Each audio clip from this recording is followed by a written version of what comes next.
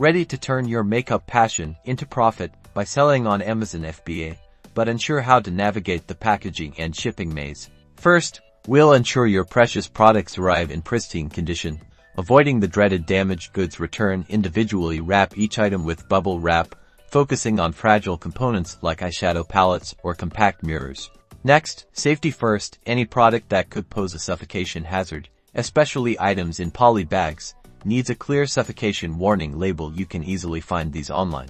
Now for the crucial Amazon product label. This needs to be perfectly placed on each item, covering any existing barcodes. Print these directly from your Amazon Seller Central account. Pack your labeled and wrapped items into a sturdy shipping box. Use plenty of dunnage bubble wrap, packing peanuts, or even crumpled paper to prevent any shifting during transit.